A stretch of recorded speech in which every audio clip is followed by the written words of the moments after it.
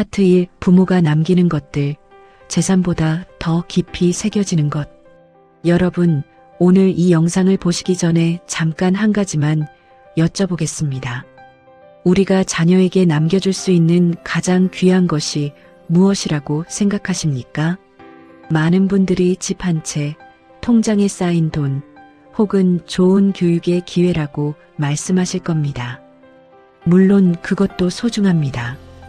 자식이 조금이라도 더 편하게 살기를 바라는 마음, 그것이 어찌 부모의 마음이 아니겠습니까? 하지만 오늘 저는 조금 다른 이야기를 드리려고 합니다. 재산은 나눠주면 줄어듭니다. 그러나 부모의 마음가짐은 나눠줄수록 자녀 안에 더 깊이 뿌리를 내립니다. 돈은 쓰면 없어지지만 태도는 죽어서도 남습니다. 우리가 살아온 방식, 말버릇, 세상을 바라보는 눈빛, 그것이 고스란히 자녀에게 전해진다는 사실을 우리는 얼마나 자주 잊고 살까요? 명심보감은 고려 말부터 조선시대까지 수많은 선현들이 읽고 되새긴 삶의 지침서입니다. 그 안에는 인간의 욕심과 원망이 얼마나 사람을 망가뜨리는지에 대한 경고가 곳곳에 담겨 있습니다. 수백 년이 지난 지금도 그 말들이 생생하게 살아있는 이유는 그것이 시대를 넘어 인간의 본성을 꿰뚫고 있기 때문입니다. 명심보감 개성편에는 이런 말이 있습니다. 노심초사하여 재물을 모아도 자손에게 반드시 이롭지는 않다. 차라리 어질고 너그러운 마음을 남겨주는 것만 못하다. 이 구절을 처음 접하셨을 때 어떤 생각이 드십니까? 저는 이 말이 단순한 옛말이 아니라고 생각합니다. 오늘을 살아가는 우리 어르신들에게 그 어느 때보다 절실하게 닿는 말입니다. 왜냐하면 우리 세대는 정말 아끼고 또 아끼며 자녀를 위해 모든 것을 희생해온 세대이기 때문입니다. 그런데 그 헌신이 때로는 욕심이라는 이름으로 자녀에게 짐이 되기도 한다는 것을 우리는 솔직하게 들여다봐야 합니다. 경기도 어느 소도시에 사시는 73세 김씨 할머니 이야기를 잠깐 들려드리겠습니다.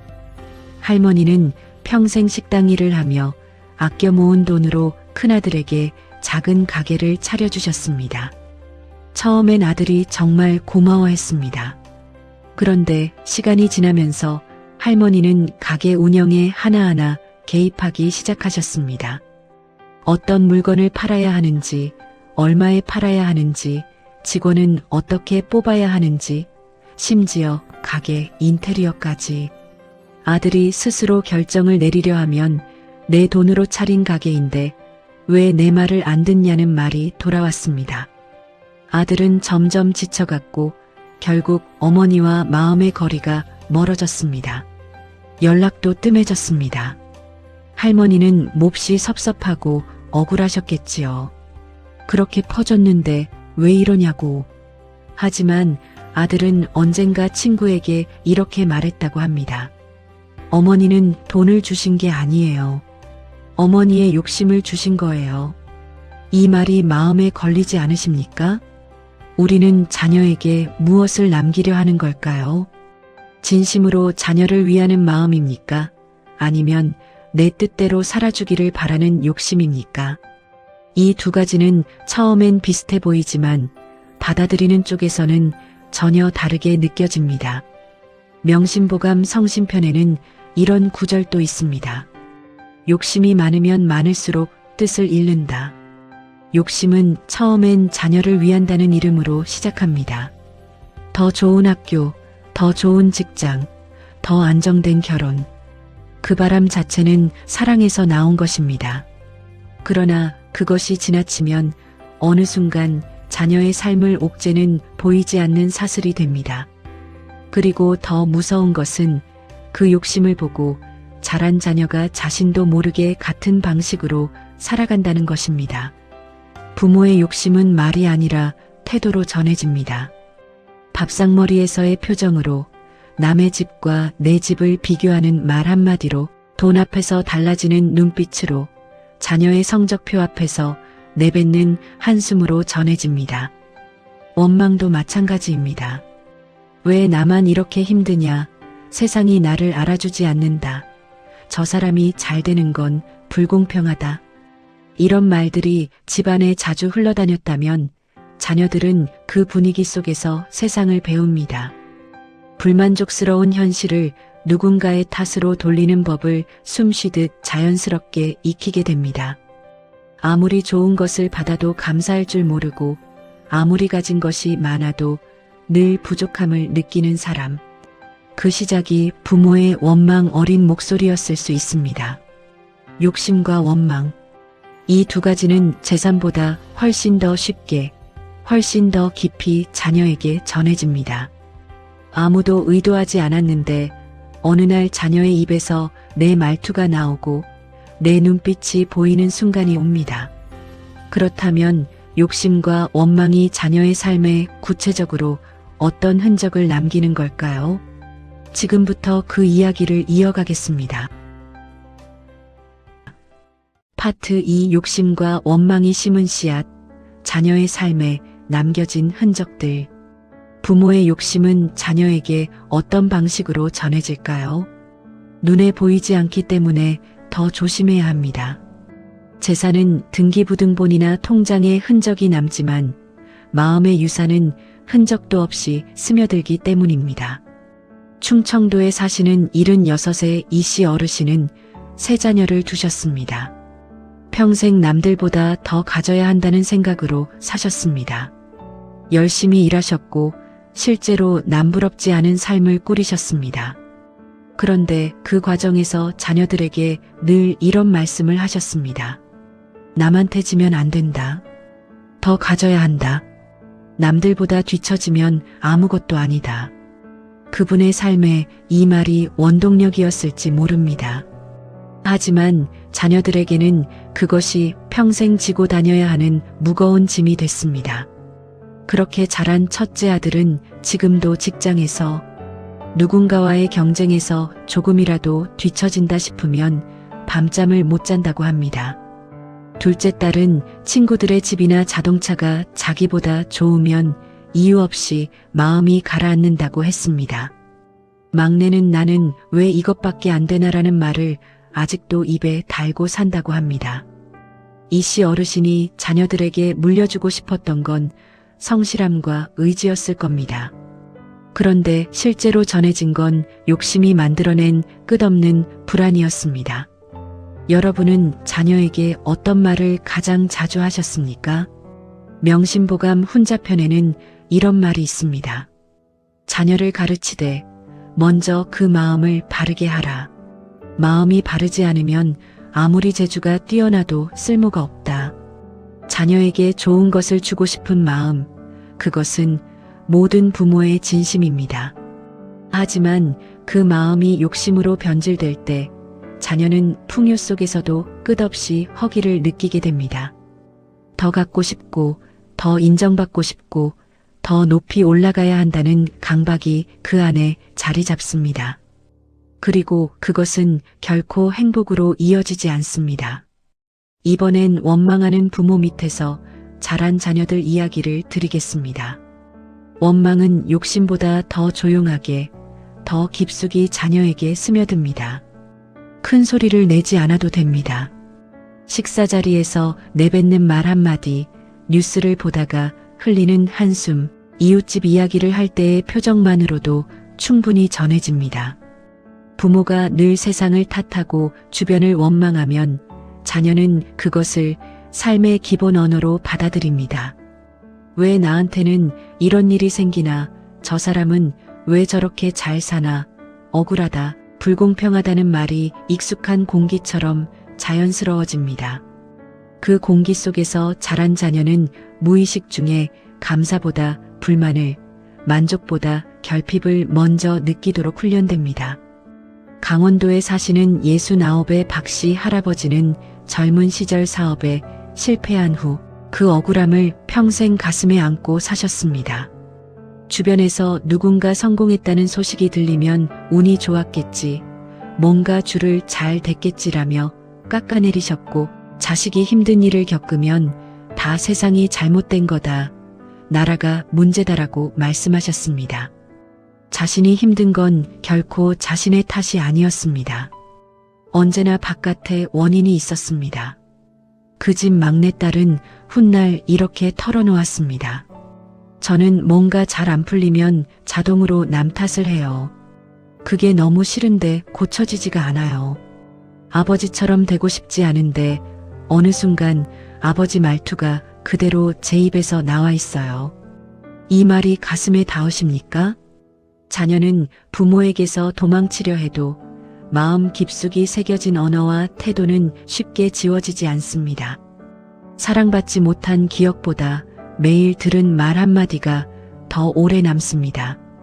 명심보감 성심편에는 또 이런 구절이 있습니다. 남을 원망하는 자는 스스로 자신의 복을 끊는 것이다. 원망은 자신을 갉아먹을 뿐 아니라 그것을 물려받은 자녀의 복까지 함께 갉아먹습니다. 원망 속에서 자란 자녀는 좋은 일이 생겨도 온전히 기뻐하지 못합니다.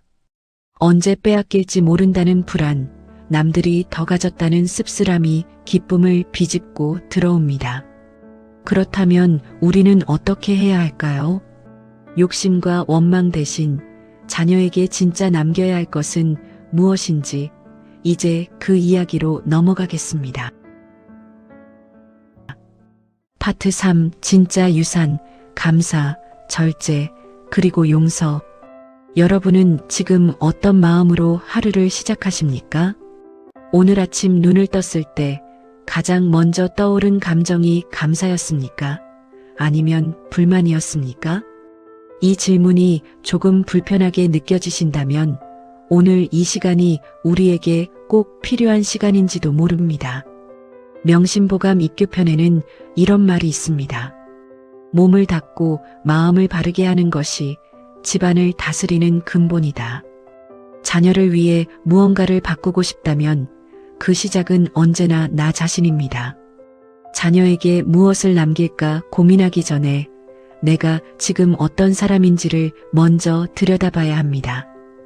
아무리 좋은 말을 해줘도 부모의 삶 자체가 그 말과 다르다면 자녀는 말이 아닌 삶을 기억합니다. 노년기에 자녀에게 남겨줄 수 있는 진짜 유산, 저는 3가지라고 생각합니다. 첫 번째는 감사하는 태도입니다. 감사는 거창한 것이 아닙니다.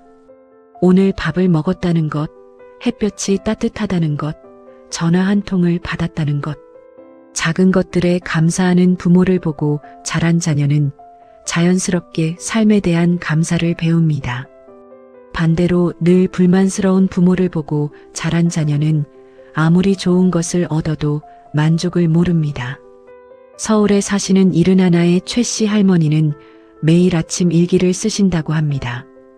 그날 고마웠던 일 딱 3가지만. 어떤 날은 버스 기사님이 기다려줬다는 것, 어떤 날은 바람이 시원했다는 것, 어떤 날은 오랜만에 딸에게 전화가 왔다는 것. 대단한 일이 없어도 됩니다. 그냥 살아있는 오늘에서 감사를 찾는 연습, 그게 전부입니다. 그 할머니의 딸은 이렇게 말했습니다. 엄마는 늘 작은 것에 기뻐하세요. 저도 모르게 저도 그렇게 됐어요.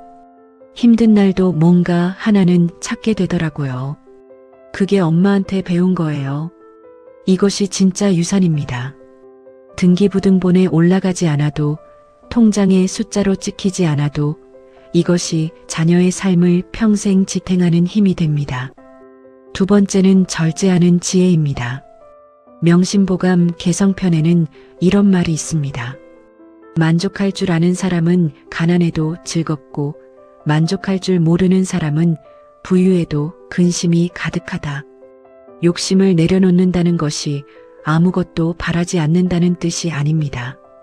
지금 내게 있는 것을 소중히 여기고 더 가지려는 마음에 끌려다니지 않는 것입니다. 작은 것으로도 충분하다는 것을 몸으로 보여주는 부모를 보며 자녀는 진짜 풍요가 무엇인지를 배웁니다. 그 내면의 힘이 어떤 재산보다 자녀의 삶을 단단하게 만들어줍니다. 3번째는 용서와 이해입니다. 살다 보면 억울한 일이 있습니다. 배신을 당하기도 하고 오해를 받기도 하고 뜻대로 되지 않아 분한 마음이 쌓이기도 합니다. 그 감정들은 충분히 이해할 수 있습니다. 오랜 세월을 살아온 분들이라면 더더욱 그 무게를 아실 겁니다.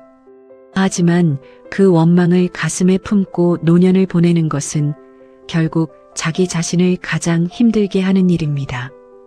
그리고 그 원망이 고스란히 자녀에게 전해집니다. 자녀는 부모의 원망을 보면서 세상이란 원망해야 할 곳이라고 배웁니다. 명심보감 성심편에는 이런 구절이 있습니다. 남의 허물을 용서하는 것은 자신의 허물을 씻는 것이다. 용서는 상대방을 위한 것이 아닙니다. 용서는 나를 위한 것입니다. 내 가슴에 묵은 원망을 덜어내는 것, 그것이 나를 가볍게 하고 나를 더 오래 건강하게 살게 하고 그 고요한 모습이 자녀에게 남겨지는 가장 따뜻한 유산이 됩니다. 여러분, 노년은 마무리의 시간이 아닙니다. 가장 깊은 것을 전해줄 수 있는 시간입니다. 돈은 다 쓰고 나면 사라집니다. 집도 언젠가는 남의 손에 넘어갑니다. 하지만 부모가 살아낸 방식, 어려운 상황에서도 감사했던 태도, 욕심을 내려놓은 그 고요한 눈빛, 누군가를 용서했던 그 너그러운 마음은 자녀의 가슴 안에서 평생 살아 숨쉽니다. 명심보감은 이렇게 말합니다. 덕을 쌓는 집안에는 반드시 남은 경사가 있다.